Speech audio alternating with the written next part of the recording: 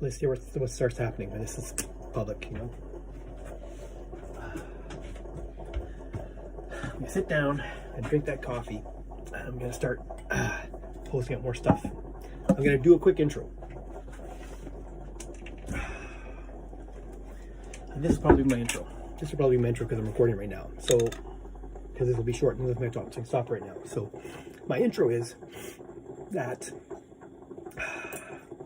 I had some weird shit going on in my body. I was congested and I lost my sense of taste and smell.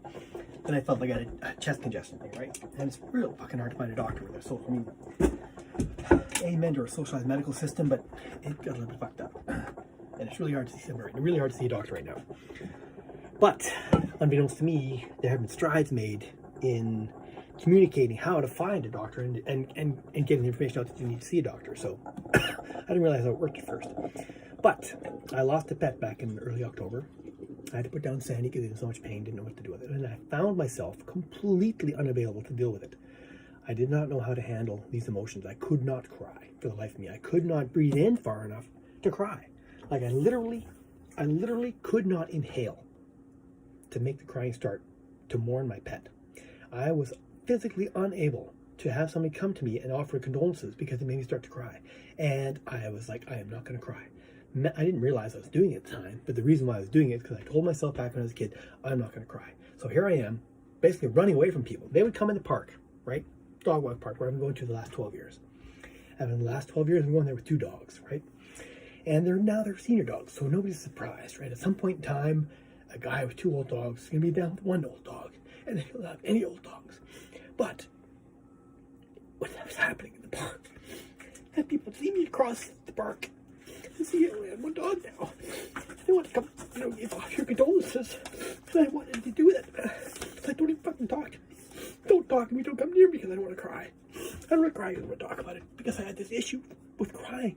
Because when I was 9 years old, I told myself I'm never going to fucking cry again. So I just forgot how to cry. And I couldn't do it. And I couldn't figure why I couldn't cry. Anyway.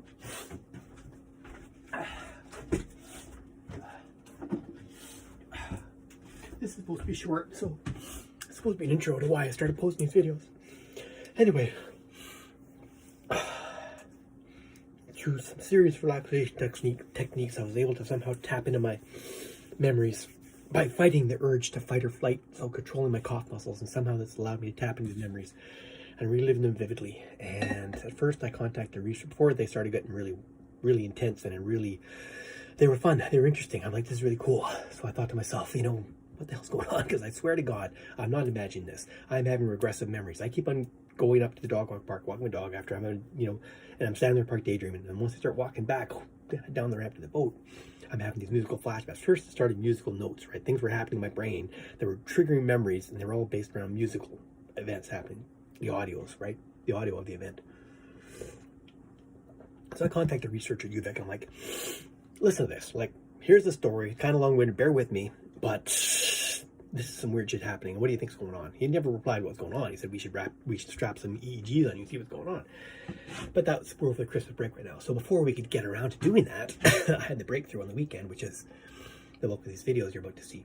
If you're reading this, if this actually makes it as a place marker, because I do plan on, from here on in, I'm going to start posting up videos chronologically from here on in. So the next video I post is going to be in this same playlist, but it's going to be chronologically prior to everything else. This is my only explanation of that. I'm going to start doing it from here on in. I'm not going to bring it up again. Well, I might as a matter of conversation, but I'm not going to do it.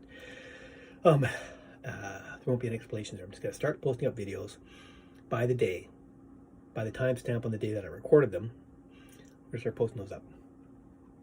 And there are videos where I talk about referencing a screenshot of my phone as the app that I might figure out some way to get that in there. I'm not really sure. I haven't really got that far ahead. But probably not. I will know the day of the picture.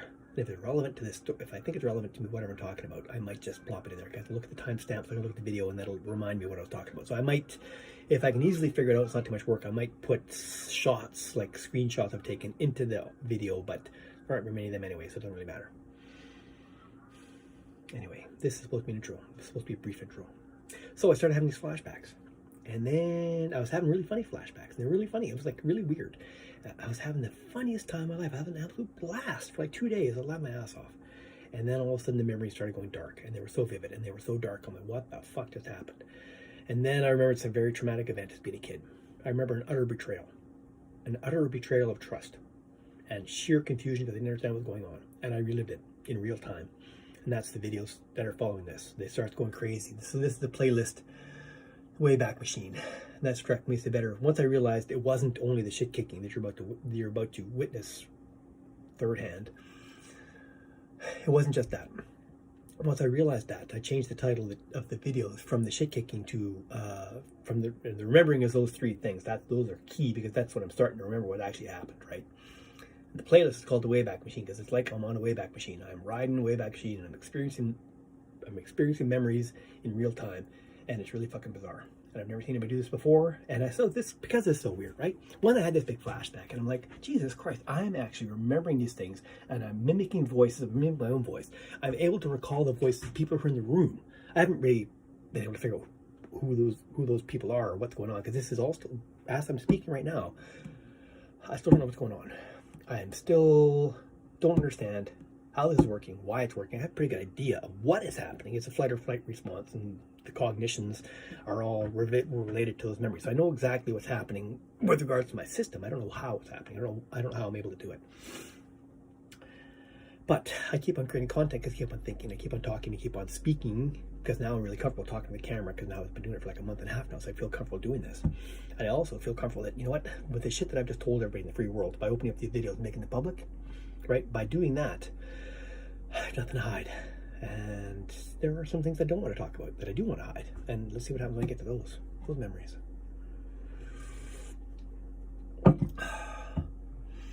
Okay, so I am going to, that's the dashboard. I've made those all public now and I don't care anymore. And I'm going to turn that off. I don't need to turn it off. I'll just go back to whatever I was doing. Turn this off, turn that on. Drinking coffee. I'm gonna sit down. I'm gonna drink coffee. I'm gonna keep this on. I'll keep recording on this. Files to pull off the iPad again, or the files bigger files than this. Whichever one's got the most used up memory, I'm gonna clear them up. I'll probably sit down and do both. So I'm gonna make my coffee. Oh shit! This is still the intro video. I forgot I'm supposed to shut up. So this is now the intro video. Now I'm gonna. I decided to myself. You know what? I was trying to myself, how do I keep, I sent this to a few people and kept it restricted, and then I sent this to the police in the RCMP in North Saskatchewan. I'm like, for them to do to them to make the call. Like, do you think this is worth it? Do I have a reason here to, do you have enough information with what I've given you to press criminal charges? Now it's a week ago now, or 3 or 4 days ago, they haven't got back to me. Just like Friday last week. I mean, this literally just happened. Now it's Wednesday, but I never heard back from them, so maybe they think it's nothing there and I don't care anymore. So I'm just gonna let it out there. I actually sent an email in my vanity, not vanity, in my honest, awareness that this is a very strange thing going on. I thought to myself, I gotta protect my story. Like, I gotta protect the right to my story. At that point in time, when I first had this conversation, it was more about remembering the abuse and how that all came about. But everything's happening so goddamn fast, and I can't even catch up to responding to that because it's still going on, right? It's been a long process. This isn't something you fit in a 2-week movie. Or a 2-hour movie of the week kind of thing on Lifetime Network or something like that, because it's still happening. So I typed in Google like famous screenwriter or something like that, and Aaron Orkin's name popped up, and I thought about, Aaron Orkin, I looked at someone's work. Yeah, of course I like those things. He had good stories, and I thought to myself, this is kind of like a traumatic event, somebody remembering something, horrific in their life, and maybe he did one of his movies I saw reminded me that's like, he would handle this story well. And then I started thinking about it, I'm like, why do I even need to do that? I've already told the story. This is the story, right? As I'm speaking, that is the story. The ability to remember is the story. So then I thought to myself, why not just fucking post it, right? I just post it online, and see what happens. It's a lot easier than doing anything else. It's a lot easier than the legwork. Imagine trying to write a script for all this, and it's just, there's too much material. It's coming out too goddamn fast. So no matter what I do, if I thought about it, editing videos, trying to make it look pretty, and credits, like that. There's one credit, there's me. There's one director, it's me. It's one person editing it, there's one actor, it's me. I actually got on IMDb and registered as a credit, right? So the title of this little project would be the Wayback Machine video blog, something like that. because that's what it is, the Wayback Machine. Anyway, that was too much for talking. That was 10 minutes. This is my intro. I decided, fuck it. There's nothing in there that can bear more than my revelations in the last couple of days that I'm willing and able to let out there in the world. So at some point in time, you're gonna find out some horrible shit that happened to me, and not for light heart, I'm gonna let you know right now, or for the weak of stomach, because there is a lot of mucus. Heads up, you were warned.